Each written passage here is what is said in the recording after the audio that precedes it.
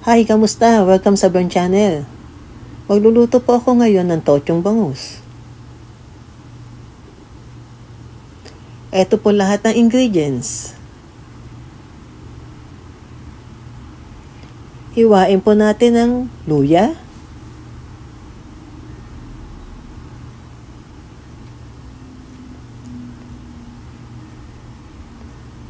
sibuyas, bawang,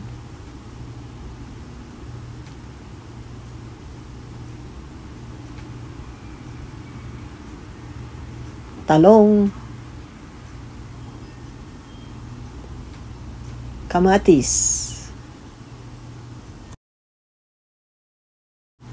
Ipilito po natin ang isda at iset aside.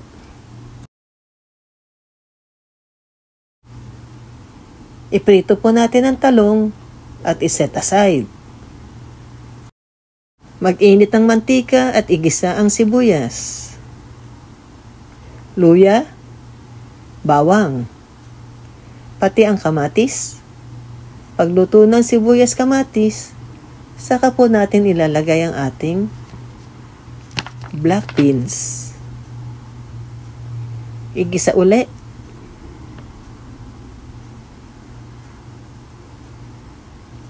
Pag nagisa na po ang black beans, saka po natin ilalagay ang ating ginawang tokwa na binabad sa toyo ng ilang araw.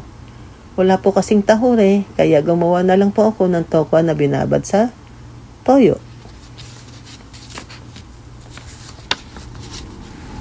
Igisa lang po hanggang sa maluto ang tokwa. Ilagay pong ating suka.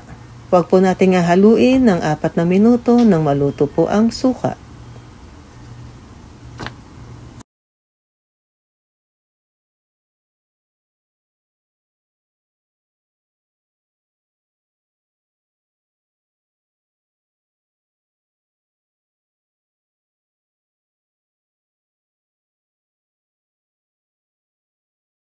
Ilagay po natin ang 1 baso ng tubig at hayaang kumulo. Haluin lang po. Antayin po natin kumulo. Pag kumukulo na po,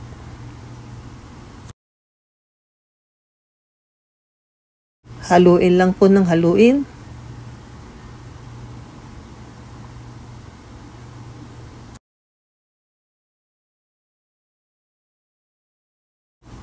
Saka po natin lalagay ang ating black pepper.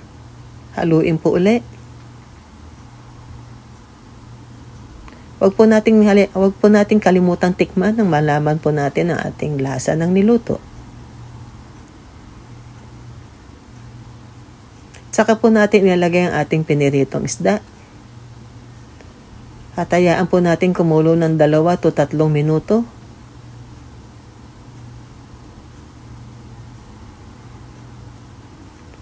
Pag naka 3 minuto na po, saka po nating babaliktarin ang ating isda.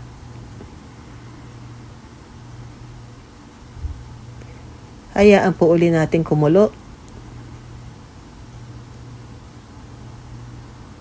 Antayin lang po nating maluto.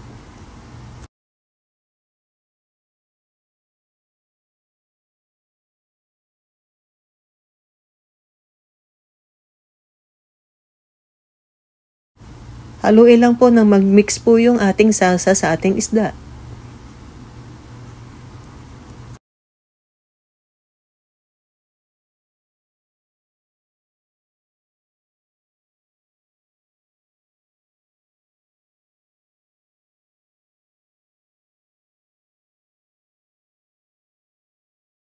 Ilagay na po natin ang ating piniritong talong sa ibabaw ng ating niluluto. Antayin lang po natin ng mga ilang minuto, mga 2 o 3 minuto.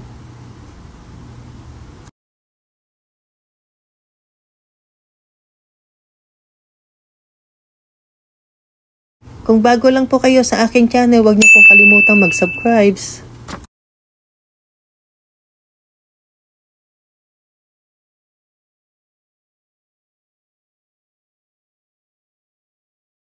Wow!